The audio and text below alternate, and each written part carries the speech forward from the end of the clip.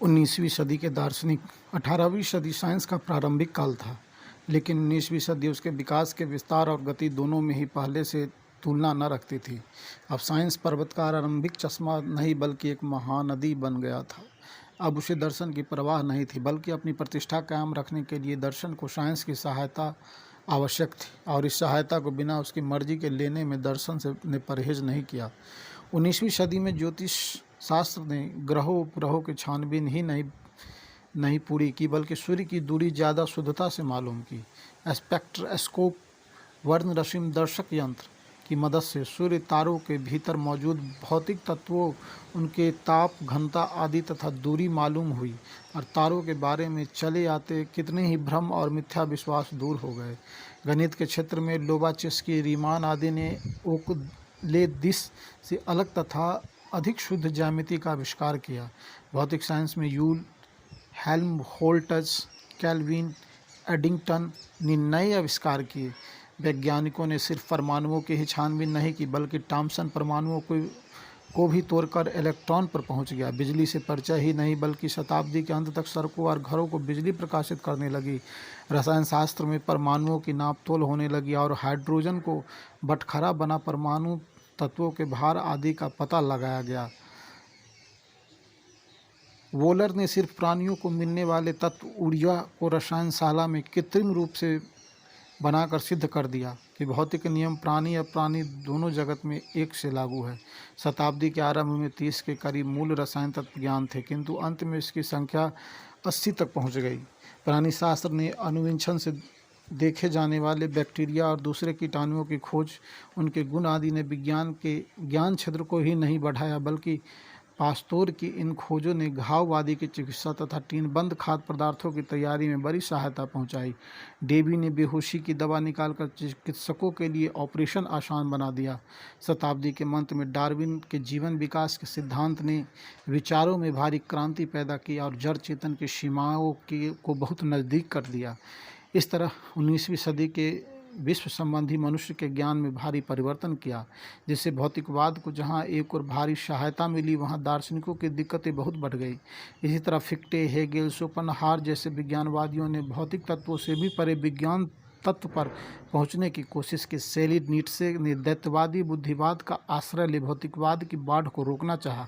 Spencer ने Hume के mission को संभाला, और उसने अज्ञतावाद द्वारा समाज के आर्थिक सांस्कृतिक ढांचे को बरकरार रखने की कोशिश की।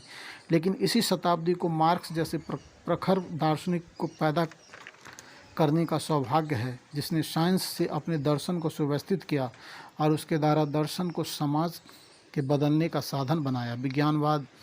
फिक्टे, योहन गॉटलीब फिक्टे जर्मनी में एक गरीब जुलाहे के घर पैदा हुआ था। परम तत्व कांट ने बहुत प्रयत्न के वस्तुसार को समझ की सीमा के पार बुद्धि अगम्य वस्तु साबित किया था। फिक्टे ने कहा कि वस्तुसार भी मन से परे की चीज़ नहीं है, बल्कि मन की ही उपज है। सारे तजर्बे और मन के सिर्फ आकार ही नहीं, परमात्मा से उत्पन्न हुए हैं। कांट ने आचारिक विधि, यह आचार तुम्हें जरूर करना होगा, के बारे में कहा कि उस पर विश्वास करने से हम संदेहवाद, भौतिकवाद, नियतिवाद से बचते हैं। चूँकि हम आचारिक विद्वान पर विश्वास रखते हैं, इसलिए हम उसे जानते हैं। यह आचारिक सच्चाई है जो हमें आज़ाद बनाती है। बुद्धिवाद। साइंस युग में फिक्टे साइंस और प्रयोग को इनकार कर अपने दर्शन को सिर्फ उपहास की चीज़ बना सकता था। इसीलिए दर्शन फिक्टे की परिभाषा में सार्वदेशिक साइंसों का साइंस प्रयोग और बुद्धिवाद को पहले मारकर फिक्टे कहने चला है, यदि दर्शन तजर्बे से सामंजस्य नहीं रखता तो वह अवश्य झूठा है, क्योंकि दर्शन का काम है अनुभव को, रूप को निकाल कर रखना और बुद्धि की आवश्यक क्रिया द्वारा उसकी व्याख्या करना। जो परमात्मा को एकमात्र परमार्थ तत्व माने और आचारिक विश्वास को, आज़ादी को एकमात्र पंथ समझे, उसके मुंह से तजर्बे और अकल की यह हिमायत दिखावे से बढ़कर नहीं है। आत्मा परम तत्व से निकला है, यह बतलाए हैं। आत्मा परम आत्मा की क्रिया का प्राकट्य है, आत्मा की सीमाएँ हैं। ईश्वर एकमात्र परम तत्व या परम आत्मा है, यह बतलाया है। आचार्य के विधान पर कांट की भांति फिक्ले का इतना जोर था कि वह भी कहा जा चुका है, आचार्य विद्वान के ढांचे को कायम रखने के लिए एक विश्व प्रयोजन का ईश्वर की जरूरत है। Hegel. Georg Wilhelm Friedrich Hegel Stuttgart, Germany में पैदा हुआ था। ट्यूंगन विश्वविद्यालय में उसने धर्मशास्त्र और दर्शन का अध्ययन किया। पहले जेना में दर्शन का प्रोफेसर हुआ, फिर उसके बाद फिर अध्यापन का काम शुरू किया और पहले हाइडेलबर्ग फिर बर्लिन में प्रोफेसर रहा। 61 वर्ष की उम्र में हैजे से उसकी मृत्यु हुई। आधुनिक युग में जो भी अभौतिकवादी दर्शन का नया प्रवाह आरंभ हुआ, हेगेल के दर्शन के रूप में वह चरम सीमा को पहुंचा। उसके दर्शन के विकास में अफलातून, अरस्तू, स्पिनोजा, कांट का खास हाथ है। कांट ने उसने लिया कि मन विज्ञान सारे विश्व का निर्माता है। हमारे व्यक्तिक मन विश्व मन के अंश है। वही विश्व मन हमारे द्वारा विश्व को अस्तित्व में लाने के लिए मनन करता है। हेगेल के अनुसार दर्शन का काम है प्रकृति और तजर्बे के द्वारा सारे जगत को जैसा है वह वैसा जानना, उसके भीतर के हेतु का अध्ययन करना और समझना। सिर्फ बाहरी चलायमान तथा संयोग से उत्पन्न रूपों का ही नहीं, बल्कि प्रकृति के भीतर जो अनादि सार समन्वयी व्यवस्था है उसका भी, जगत की वस्तुओं का कुछ अर्थ और संसार की घटनाएं बुद्धिपूर्वक ग्रह उपग्रह सौरमंडल बुद्धि संगत नियम के अंदर है। प्राणी शरीर संप्रयोजन अर्थपूर्ण और बुद्धि संगत है। हेगेल ने कांट की अज्ञात वस्तुसार या परमात्मा को मानने से इनकार कर दिया। उसकी जगह बतलाया कि मन और भौतिक प्रकृति ही परम तत्व है। परम तत्व भौतिक और मानस जगत से अभिन्न है। इसे हेगेल बहुत व्यापक अर्थ में इस्तेमाल करता है। परम तत्व स्थिर नहीं, गतिशील चल है। जगत क्षण क्षण बदल रहा है। विचार, बुद्धि, समझ या सच्चा ज्ञान सक्रिय प्रवाहित घटना, विकास की धारा, विकास नीचे से ऊपर की ओर हो रहा है। कोई चीज़ सजीव और निर्जीव, निम्न दर्जे या ऊंचे दर्जे के जंतु, अभी अविकसित विशेषता शून्य समस्वरूप रहती है। दो रास्ते एक जगह से फूटते हैं, किंतु आगे चलकर उनकी दिशा एक दूसरे से विरोधी बन जाती है। पानी की गति उसे बर्फ बना गति से उल्टे, कठोर, स्थिर, ज़्यादा विस्तृत रूप में बदल देती है। पहली अवस्था से उसके बिल्कुल विरोधी अवस्था में बदल जाना, इसे हेगेल द्वंद्वात्मक घटना कहता है। द्वंद्वात्मक विरोध सभी तरह के जीवन और गति की जड़ है। हर एक वस्तु द्वंद्व है। द्वंद्व का विरोध या सिद्धांत संसार पर शासन कर रहा है। हर एक वस्तु बदलती और बदलकर पहले से विरुद्ध अवस्था में परिणत होना चाहती है। बीजों के भीतर कुछ और बनने, अपनेपन से लड़ने तथा बदलने की चाह भरी है। यदि न होता तो जगत में न जीवन होता, न गति, न वृद्धि और न सभी चीज़ें मुर्दा और स्थिर होती। लेकिन प्रकृति का काम विरोध तक ही खत्म नहीं हो जाता। प्रकृति उस पर काबू पाना चाहती है। वस्तु अपने विरोधी रूप में परिणत जरूर हो जाती है, लेकिन गति वही रुक नहीं जाती, वह आगे जारी रहती है और आगे भी विरोधों को दबाया और उसका समनब किया जाता है। इस प्रकार विरोधी एक पूर्ण शरीर के अवयव बन जाते हैं। विश्व निरंतर होते विकासों का प्रवाह है। यही उसके लक्ष्य का प्रयोजन है। वही विश्व बुद्धि के प्रयोजन है। परमात्मत्व वस्तुतः विश्व के विकास का परिणाम है। वस्तु आगे बढ़ते बढ़ते अपने से उल्टे विरोधी रूप में बदल जाती है। परस्पर विरोधी अवयवों का योग है। यह हम कह चुके हैं। दो विरोधियों का समागम कैसे होता है। हेगेल का दर्शन स्पिनोजा से अधिक क्रांतिकारी है, किंतु ईश्वर का मोह से स्पिनोजा से ज़्यादा है। ईश्वर सिद्ध करने के लिए बड़ी भूमिका बांधते हुए वह कहता है, विश्व एक पागल प्रवाह है, बिल्कुल ही अर्थहीन बेलगाम सी घटना नहीं है, बल्कि इसमें नियमबद्ध विकास और प्रगति देखी जाती है। हम वास्तविकता को आभास और सार ब्रह्मा को अंतर्द्रव्य गुण शक्ति और उसके प्राकट शांत और अनंत मन विज्ञान और भौतिक तत्व लोक और ईश्वर से विभक्त करना चाहते हैं। आत्मा विश्व बुद्धि का विश्व विज्ञान प्राणी शरीर में आत्मा बन जाता है। वो अपने को शरीर में बंद करता है, उसके लिए शरीर बनाता है। सत्य और भ्रम के संबंध में हेगेल के विचार बड़े विचित्र से है। उसके अनुसार भ्रम परम सत्य के प्रकट करने की आवश्यक है। यदि ऐसा न होता तो जिसे हम गलती से उस समय सत्य कहते हैं उससे आगे नहीं बढ़ सकते। हेगेल का विश्व दर्शन को परम विज्ञान के रूप में मानता है। इस तरह बर्कले के विज्ञानवाद और हेगेल का दर्शन का भाव एक ही है। हेगेल कहता है कि सभी सत्ताओं की एकता है, सभी बुराई से जान पड़ती बातें वस्तुतः अच्छी है। ऊंचे दृष्टिकोण से वह बुराइयों को उचित ठहराना चाहता है और बुराइयों का भ्रम कहकर उनसे ऊपर उठना चाहता है। शोपनहार अर्थर शोपनहार डैंजिंग में एक धनी बैंकर के घर पैदा हुआ था। उसकी माँ एक प्रसिद्ध उपन्यास लेखिका थी। गोटिंगेन और बर्लिन के विश्वविद्यालय में उसने दर्शन, विज्ञान और संस्कृत साहित्य का अध्ययन किया। कितने ही सालों तक जहाँ तहाँ ठोकरें खाने के बाद बर्लिन विश्वविद्यालय में उसे अध्यापिका मिली, जहाँ से उसने अवकाश ग्रहण किया और माइन तटवर्ती फ्रांकफुर्ट शहर में बस गया। कांट का दर्शन वस्तु अपने भीतर के गिर्द घूमता है। शोपनहार का दर्शन तृष्णा सबके भीतर के गिर्द घूमता है। वस्तुएं या इच्छाएं कोई व्यक्ति नहीं, व्यक्ति केवल भ्रम है। तृष्णा से परे कोई वस्तु अपने भीतर नहीं है। तृष्णा की कालातीत, देशातीत और मूल तत्व और कारण विहीन है। फ्रीडरिख नीत्शे जर्मन दार्शनिक था। नीत्शे ने कांट से ज्ञान की असंभवनीयता ली शोपनहार से तृष्णा ली, किंतु निर्जस्य की तृष्णा जीने के लिए नहीं, प्रभुता के लिए है। सोचना वस्तुतः स्पष्ट साक्षात्कार है। सोचने से हम सिर्फ समानता पर नज़र डालते हैं और असमानताओं पर ख्याल नहीं करते। इसका परिणाम होता है वास्तविक का एक गलत चित्रण। कोई भी वस्तु नित्य स्थिर नहीं है, नहीं काल, नहीं सामान्य, नहीं कारण संबंध, न प्रकृति में कोई प्रयोजन, न कोई निश्चित लक्ष्य। विश्व हमारे सुख की कोई परवाह नहीं करता, नहीं हमारे आचार की। प्रकृति से परे कोई देवी शक्ति नहीं है जो हमारी सहायता करेगी। ज्ञान शक्ति प्रभुता पाने का अधिकार है। ज्ञान के साधनों का विकास इस अभिप्राय से हुआ है, अपनी रक्षा के लिए हम इस्तेमाल कर सके हैं। महान पुरुषों की जाति, वह वास्तविकतावादी था, किंतु इस दर्शन का बहुत ही खतरनाक उपयोग करता था। पाने के लिए ज्ञान एक हथियार है जिसे प्रभुता पाने की तृष्णा इस्तेमाल करती है। तृष्णा का संकल्प विश्वास पर आश्रित होता है। विश्वास झूठा है या सच्चा, इसे हमें नहीं देखना चाहिए। हमें देखना है कि वह सार्थक है या निरर्थक, उपयोगी है या अनुपयोगी। प्रभुता का प्रेम निर्जस्य के लिए सर्वोच्च उद्देश्य और महान पुरुष पैदा करना सर्वोच्च आदर्श है। एक महान पुरुष नहीं, महान पुरुषों की जाति एक ऊंचे दर्जे की जाति, वीरों की जाति है।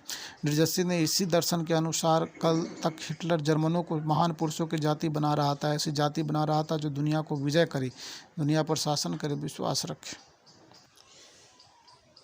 कार्ल मार्क्स का जन्म राइनलैंड के ट्वेज नगर में हुआ था। उसने बोन, बर्लिन और जेना के विश्वविद्यालयों में शिक्षा पाई। जेना ने उसे द्रव्यकेतु और एपिकुरु के प्राकृतिक दर्शन पर निबंध लिखा था, जिस पर उसे पीएचडी की उपाधि मिली। मार्क्स भौतिकवादी बनने से पहले हेगेल के दर्शन का अनुयायी था। राजनीतिक सामाजिक विचार उसके शुरू ही से उग्र थे, इसलिए जर्मनी का कोई विश्वविद्यालय उसे अध्यापक क्यों रखने लगा। मार्क्स ने पत्रकार कला को अपनाया और 24 साल की उम्र में राइनिस जाइटुंड पत्र का संपादक बना, किंतु प्रूशियन सरकार उसे बहुत खतरनाक समझती थी, जिसके कारण देश छोड़कर मार्क्स को विदेशों में मारा फिरना पड़ा। पहले वह पेरिस में रहा, फिर ब्रुसेल्स में। वहाँ की सरकारें ने भी प्रूसिया के नाराज होने की डर से मार्क्स को चले जाने को कहा और अंत में मार्क्स लंदन चला गया। उसने बाकी जीवन वहीं बिताया। मार्क्स दर्शन का विद्यार्थी विश्वविद्यालय ही से था और खुद भी एक प्रथम श्रेणी का दार्शनिक था, किंतु उसके सामाजिक और राजनीतिक विचार इतने उग्र और अद्वितीय और दृढ़ थे कि उसका नाम जितना एक समाजशास्त्र, अर्थनीति और राजनीति के महान विचारक के तौर पर मशहूर है, उतना दार्शनिक के तौर पर नहीं। इसमें एक कारण और भी है। कला की भांति दर्शन भी बैठे ठाले संपत्तिशालियों के मनोरंजन का विषय है। वह जिस तरह का दर्शन चाहते हैं, मार्क्स का दर्शन वैसा नहीं है। फिर मार्क्स को वह क्यों दार्शनिकों में गिनने लगे। मार्क्स के दर्शन के बारे में हमने खास तौर से वैज्ञानिक भौतिकवाद लिखा है, इसीलिए यहाँ दोहराने की ज़रूरत नहीं। मार्क्सीय दर्शन का विकास, आधुनिक युग के भौतिकवादी यूरोपीय दर्शनों का चरम विकास हेगेल के दर्शन के रूप में और सारे मानव इतिहास भौतिकवादी वस्तुवादी दर्शनों के चरम विकास मार्क्स के दर्शन में है। प्राचीन आधुनिक दार्शनिक भौतिक तत्वों को सभी वस्तुओं का मूल और चेतना के लिए भी पर्याप्त समझते थे, इसीलिए उसे भूतात्मवादी कहा जाता है। स्तोइक की भौतिक तत्व से इनकार नहीं करते थे, किंतु भौतिकवादी विकास देमिको एपिक्यूरी ने किया, जिन पर कि मार्क्स ने विश्वविद्यालय के लिए अपना निबंध लिखा था। पृथ्वी प्रायः 2 अरब वर्ष पुरानी है। जीव कुछ करोड़ वर्ष पुराने हैं, लेकिन उन जीव के पास जगत बनाने वाला मन नहीं था। मनुष्य की उत्पत्ति ज़्यादा से ज़्यादा 10 लाख वर्ष तक ले जाई जा सकती है, किंतु जावा, चीन या नेअंडरथल मानव के पास भी ऐसा मन नहीं था जो विश्व को बना था। विश्व बनाने वाला मन सिर्फ पिछले 2500 वर्ष के दार्शनिकों की पिनक में पैदा हुआ। गोया 2 अरब वर्ष से कुछ लाख वर्ष पहले तक किसी तरह के मन का पता नहीं था और इस सारे समय में भौतिक तत्व मौजूद थे। फिर इस हाल के बच्चे मन को भौतिक तत्व का जनक कहना क्या बेटे को बाप का बाप बनना नहीं है। मूल भौतिक तत्वों से परमाणु, अणु, अनुगुच्छक, फिर आरंभिक निर्जीव क्षुद्र पिंड और जीव अजीव के बीच के विरस और बैक्टीरिया जैसे एक सेल वाले अत्यंत सूक्ष्म तत्व बने। एक सेल वाले प्राणियों से क्रमशः विकास होते होते अस्थि रहित, अस्थिधारी, स्तनधारी जीव, यहाँ तक कि कुछ लाख वर्ष पहले मनुष्य मौजूद हुआ। यह सारा सिलसिला यह नहीं बतलाता कि आरंभ में मन था। उसने सोचा कि जगत हो जाए और उसकी कल्पना जगत रूप में दिखी जाने लगी। सारा साइंस तथा भूगर्भ शास्त्र का विकास सिद्धांत हमें यही बतलाते हैं कि भौतिक तत्व प्राणी से पहले मौजूद थे। प्राणी बाद की परिस्थिति की उपज है। मन प्राणी की भी पिछली अवस्था में उत्पन्न हुआ है। इस प्रकार साफ है कि मन भौतिक तत्वों की उपज है। उपज होने का यह अर्थ नहीं समझना चाहिए कि मन भौतिक तत्व है। भौतिक तत्व सदा बदल रहे हैं, जिससे परिस्थिति में गड़बड़ी, विरोध शुरू होता है, जिससे दंडात्मक परिवर्तन गुणात्मक परिवर्तन होता है। गुणात्मक परिवर्तन हो जाने के बाद हम उसे वही चीज़ नहीं कह सकते, क्योंकि गुणात्मक परिवर्तन एक बिल्कुल नई वस्तु हमारे सामने उपस्थित करता है। मन इसी तरह का भौतिक तत्वों से गुणात्मक परिवर्तन है। वह भौतिक तत्वों से पैदा हुआ है किंतु भौतिक तत्व नहीं है। दर्शन गति परिवर्तनवाद हेगेल के दर्शन का आधार है। हेगेल इस गतिवाद का और संस्कार करके मार्क्स ने अपने दर्शन की स्थापना की। विश्व और उसके सजीव निर्जीव वस्तुओं और समाज को भी दो दृष्टियों से देखा जाता है। एक तो परमेनिद या जेनो की भांति उन्हें स्थिर अचल मानना, स्थिरवाद, और हेराक्लितु और हेगेल का गतिवाद क्षणिकवाद, क्षण परिवर्तनवाद, प्रकृति स्थिरवाद के विरुद्ध है। इसे जैसे राह का सीधे साधा बटोही कर सकता है, वैसे ही आइंस्टाइन भी बतलाता है। जिन तारों को किसी समय अचल और स्थिर समझा जाता था, आज उनके बारे में हम जानते हैं वह कई हजार मील प्रति घंटे के चाल से दौड़ रहे हैं। पिंडों के अत्यंत सूक्ष्म अंश परमाणु दौड़ रहे हैं और उनके भी सबसे छोटे अवयव इलेक्ट्रॉन परमाणु के भीतर चक्कर काटते तथा कक्षा से दूसरी कक्षा की ओर भागते देखे जाते हैं। वृक्ष पशु आज वही नहीं है जैसा कि उन्हें ईश्वर ने कभी बनाया था। आज के प्राणी वनस्पति बिल्कुल दूसरे हैं। इसे आप भूगर्भ शास्त्र से जानते हैं। आप आज कहाँ पता है उन महान सरीसृपों का जो तिमहले मकान के बराबर ऊंचे और एक पूरी मालगाड़ी ट्रेन के बराबर लंबे होते थे। करोड़ों वर्ष पहले यह पृथ्वी जिनकी थी, आज उनका कोई नाम लेवा भी नहीं रह गया। उस समय न आम का पता था, न देवदार का, न उस वक्त के जंगलों में हिरन, भेड़, बकरियां, गाय, नील गाय का पता था। बानर और नर तो बहुत पीछे आए हैं। सर्वशक्तिमान खुदा बेचारा सृष्टि बनाते वक्त इन्हें बनाने में असमर्थ था। आज मनुष्य प्रयोग करके इस लायक हो गया है कि वह यॉर्कशायर के सुअरों, अनरस, स्ट्रॉबेरी, काले गुलाब को पैदा कर उनकी नस्ल को जारी रख सकता है। इस प्रकार इसमें कोई शक नहीं है कि विश्व में कोई स्थिर वस्तु नहीं है। मैं जिस चीर के बक्स को चौकी बनाकर उस वक्त लिख रहा हूँ, वह भी क्षण क्षण बदल रही है, किंतु बदलना जिन परमाणुओं, इलेक्ट्रॉनों के रूप में हो रहा है, उन्हें हम आँखों से देख नहीं सकते। यदि हमारी आँखों की ताकत करोड़ गुना होती तो हम अपनी छोटी सी चौकी को उड़ते हुए सूक्ष्म कणों के समूह मात्र देखते। ये कण बहुत धीरे धीरे अलग समय चौकी की सीमा पार करते हैं, इसलिए चौकी के जीर्ण शीर्ण होकर टूटने में अभी देर लगेगी। शायद तब तक यहाँ देवली में रहकर लिखने की मुझे ज़रूरत नहीं रहेगी। निरंतर गतिशील भौतिक तत्व इस विश्व की मूल उपादान है। किसी ब्राह्मी दृश्य को देखते वक्त हमको बाहरी दिखलावटी स्थिरता को नहीं लेना चाहिए, हमें उसे उसके भीतर की अवस्था को देखना चाहिए। फिर हमें पता लग जाएगा कि गतिवाद विश्व का अपना दर्शन है। गतिवाद को द्वंद्ववाद भी कहते हैं। हेराक्लितु और हेगेल और बुद्ध को भी ले लीजिए। गतिवाद, अनित्यवाद, क्षणिकवाद के आचार्य थे। दर्शन की व्याख्या करते वक्त द्वंद्ववाद पर पहुँचे। हेराक्लितु ने कहा विरोधिता सभी सुखों की माँ है। हेगेल ने कहा विरोधी वह शक्ति है जो कि चीज़ों को चालित करती है। विरोध क्या है? पहली की स्थिति में गड़बड़ी पैदा करना। इसे द्वंद्ववाद इसीलिए कहा जाता है क्योंकि इस वाद में परिवर्तन का कारण वस्तु सामाजिक संस्थाओं में पारस्परिक विरोध या द्वंद्व को मानते हैं। हेगेल ने द्वंद्ववाद को सिर्फ विचारों के क्षेत्र तक ही सीमित रखा, किंतु मार्क्स ने इसे समाज और उसकी संस्थाओं तथा दूसरी जगहों में भी एक सा लाभ बतलाया। वाद, प्रतिवाद, संवाद या दृष्टांत हम दे चुके हैं। द्वंद्ववाद के इन अवयवों का उपयोग प्राणी विकास में देखिए। लंका शहर में सफ़ेद रंग के तिलचट्टे जैसे फतिंगे थे, वहाँ मिले खड़ी हो जाती है, जिनके धुएं से धरती, वृक्ष, मकान सभी काले रंग के हो जाते हैं। जितने तिलचट्टे अभी सफ़ेद हैं उन्हें उस काली जमीन से दूर से ही देखकर पक्षी तथा दूसरे कृमि भक्षी प्राणी खा रहे हैं। डर है कि कुछ ही समय में तिलचट्टे नाम शेष रह जाएंगे। उसी समय उसी धुएं का एक ऐसा रासायनिक प्रभाव पड़ता है कि उनमें जाति परिवर्तन होकर अस्थायी पुष्पों के लिए काले तिलचट्टे पैदा हो जाते हैं। धीरे धीरे उनकी औलाद बढ़ चलती है और इस बीच में सफ़ेद तिलचट्टे बड़े तेजी के साथ भक्षक प्राणियों के पेट में चले जाते हैं। 10 वर्ष बाद लोग प्रश्न करते हैं, पहले यहाँ सफ़ेद तिलचट्टे बहुत थे, कहाँ गए वह, और ये काले फतिंगे कहाँ से चले आए? यहाँ भी द्वंद्ववाद हमारा काम करता है। दर्शन के लिए अवसर कब आया? जबकि प्रकृति पर मनुष्य की शक्ति ज़्यादा बढ़ी, मनुष्य के श्रम की उपज में वृद्धि हुई, उसका सारा समय खाने पहनने की चीज़ों के संपादन में ही नहीं लगकर कुछ बचने लगा और बैठे ठाले व्यक्ति के लिए दूसरे भी काम करने को तैयार हुए। जब इस तरह आदमी काम से मुक्त रहता है, उसी समय वह सोचने, तर्क वितर्क करने, योजना बनाने, भव्य संस्कृति, ब्रह्मा ज्ञान पैदा करने में समर्थ हो सकता है। और जगहों की भांति समाज में भी भौतिक तत्व या प्रकृति ही मन की माँ है, मन प्रकृति का जनक नहीं। भौतिकवाद मानव जीवन की विशेषताओं की व्याख्या जितनी अच्छी तरह से कर सकता है, विज्ञानवाद वैसा नहीं कर सकता, क्योंकि क्योंकि विज्ञानवाद समझता है कि विचार या विज्ञान का पृथ्वी और उसके वस्तुओं से कोई संबंध नहीं है, वह अपने भीतर से उत्पन्न होता है। हेगेल अपने दर्शन इतिहास में कैसी उलूल जुलूल व्याख्या करता है, यह बोध ईश्वर है। ईश्वर जगत पर शासन करता है, उसके संस्कार का स्वरूप उसकी योजना की पूर्ति विश्व इतिहास है।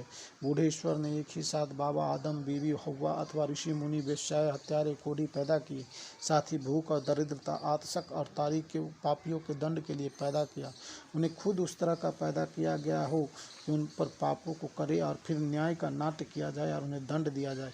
क्या मजाक! और वह भी एक दिन का नहीं, अनादि से अनंत काल तक यह प्रहसन लीला चलती रहेगी। यह है ईश्वर जिसे विज्ञानवादी दार्शनिक फाटक से नहीं, खिड़की के रास्ते द्रविड़ प्राणायाम द्वारा हमारे सामने रखना चाहते हैं। यूनानी दार्शनिक इलियातिकों के नेता की शिक्षा थी कि हर एक चीज़ अचल, अनादि, अनंत, एकरस, अपरिवर्तनशील, अविभाज्य, अविनाशी है। जिन्होंने ने वान के दृष्टांत को देकर सिद्ध करना चाहा है कि वान हर क्षण किसी न किसी स्थान पर स्थिर है, इसीलिए उसकी गति भ्रम के सिवा कुछ नहीं है। इस प्रकार जिसके चलने को लोग आँखों से साफ देखते हैं, उसने उससे भी इनकार कर स्थिरवाद को दृढ़ करना चाहा। इसके हृदय का किंतु को हम यह कहते देख चुके कि संसार में कोई ऐसा पदार्थ नहीं जो गतिशील न हो। हर एक चीज़ बह रही है, कोई चीज़ खड़ी नहीं है। उसी नदी में हम 2 बार नहीं उतर सकते, क्योंकि दूसरी बार उतरते वक्त वह दूसरी ही नदी होगी। उसकी साथी कातिलों ने कहा, उसी नदी में 2 बार उतरना असंभव है, क्योंकि नदी लगातार बदल रही है।